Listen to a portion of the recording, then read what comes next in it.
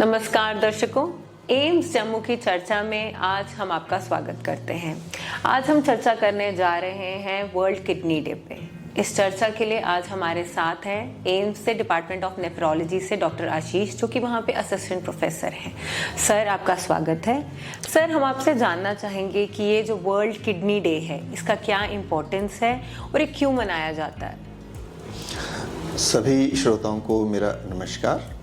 World kidney day जो है वो हर साल मार्च महीने के दूसरे बृहस्पतिवार को मनाया जाता है। आज पूरे विश्व में 10 में से एक व्यक्ति को जो है वो किडनी की बीमारी है और लोगों को इसके बारे में बहुत ही कम जानकारी है। तो लोगों को किडनी की बीमारी के बारे में अवेयर करने के लिए, उनको प्रिवेंटिव मेयर्स के लिए एजुकेट करने के लिए जो है वो वर्ल्ड किडनी डे जो है वो हर साल मनाया जाता है। हर साल वर्ल्ड किडनी डे पे एक नया थीम होता है और इस साल का जो वर्ल्ड किडनी डे है उसका थीम है kidney health for all and preparing for unexpected and supporting the vulnerable. यानी सबकी किडनियाँ स्वस्थ रहें और जिनको किडनी की बीमारी है हम उनका भरपूर साथ दें। सर, अब जैसे हमने किडनी तो सब जानते हैं, कोई किसी न किसी चीज़ से ग्रस्त है। सर, किडनी का मेजर इम्पोर्टेंट रोल क्या है हमारी बॉडी में?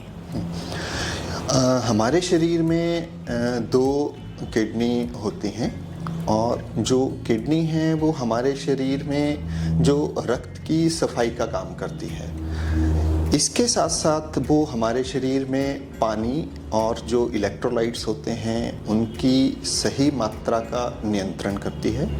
इसके साथ साथ वो हमारे शरीर में खून बनाने का काम, हड्डियों की मजबूती का काम और ब्लड प्रेशर कंट्रोल का काम भी करती है।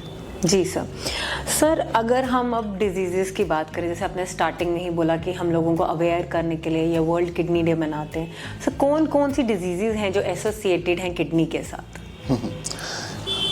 जो सबसे कॉमन कारण है आज हमारे विश्व में किडनी की बीमारी का और हमारे भारतवर्ष में भी, वो है अनकंट्रोल्ड डायबिटीज़। इसके साथ साथ अनकंट्रोल्ड ब्लड प्रेशर और जो किडनी स्टोन्स की बीमारी होती है। इसके साथ साथ कुछ बीमारियां अनुवांशिक भी होती हैं, जैसे सिस्टिक किडनी डिसीज़, और जैसे कई मरीजों की बचपन से ही एक किडनी होती है। जी सर, आपने जैसे अभी स्टार्टिंग में भी हमें बोला, आप अभी डिजीज़ेस के बारे में भी बता रहे थे। सर, आजकल के लाइफस्टाइल या डाइट, इनका कितना रोल है सर हमारी इन किडनी डिजीज़ेस या किडनी प्रॉब्लम्स में? ये एक बहुत ही महत्वपूर्ण प्रश्न है, क्योंकि जो किडनी है इसके लिए जो डाइटरी मॉडिफिकेशन है इनका किडनी की बीमारी में बहुत ज़्यादा रोल है। और ये हर मरीज के साथ जो है वो डाइट जो है वो चेंज होती है, क्योंकि जो डाइट है वो किडनी की बीमारी की स्टेज के ऊपर डिपेंड करती है। मान लो कोई स्टेज 5 सीकेडी का मरीज है, तो उस मरीज के लिए हमारी सलाह रहती है कि वो मीट वगैरह बिल्कुल ना ले। साथ में जो दूध या दूध से बने पदार्थ हैं वो, और जो नट्स हैं, और साथ में जो ये कोल्ड ड्रिंक्स हैं वो बिल्कुल ना लें, क्योंकि इनमें जो है फास्फोरस बहुत ज़्यादा होता है।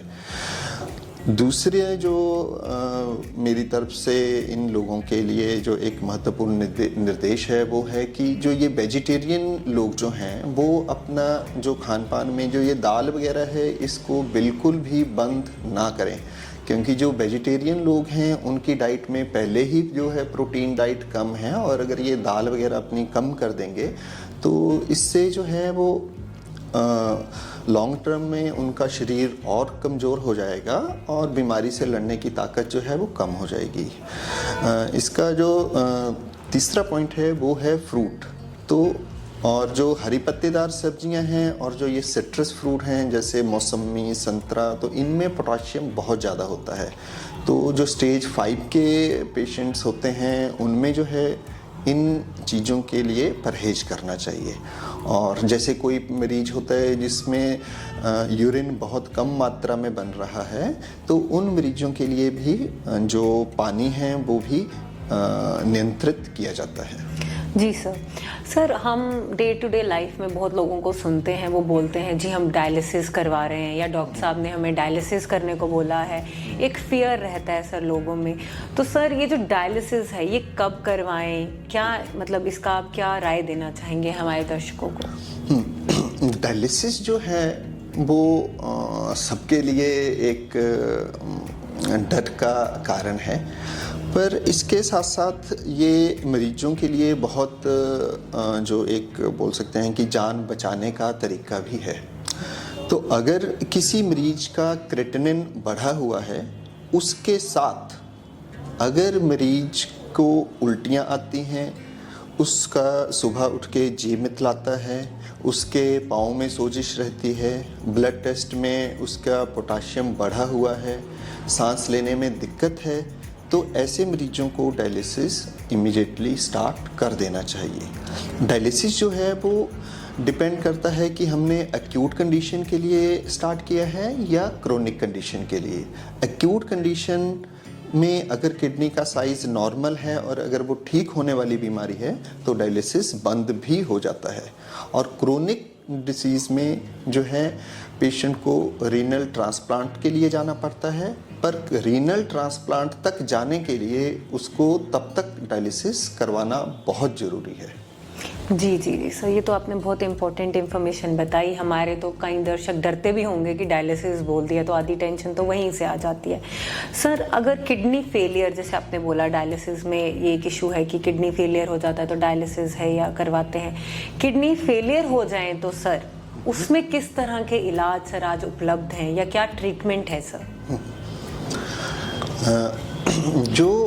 जिन मरीजों की किडनी फेल हो चुकी है और उनको डायलिसिस के लिए सलाह दे रहे हैं, तो उन मरीजों के लिए अभी जो है, उन मरीजों के लिए और उनके घर वालों के लिए जो सबसे बेस्ट जिसको बोल सकते हैं और सबसे कॉस्ट इफ़ेक्टिव और कॉस्ट इफ़ेक्टिव के साथ साथ जो मरीजों की क्वालिटी ऑफ लाइफ है उसको भी जो प्रिजर्व करता है वो रीनल ट्रांसप्लांट है। रीनल ट्रांसप्लांट सबसे बेस्ट है और 100 में से जो 95 लोग हैं उनका जो ट्रांसप्लांट है वो बिल्कुल सही काम करता है।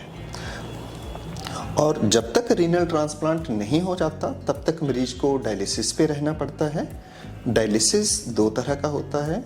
हीमोडायलिसिस, जिसमें मरीज को हफ्ते में 2 से 3 बार डायलिसिस सेंटर पे जाके अपने रक्त की सफाई करवानी पड़ती है, और जो ये डायलिसिस है ये आयुष्मान के थ्रू जो है मैक्सिमम डायलिसिस सेंटर में फ्री है।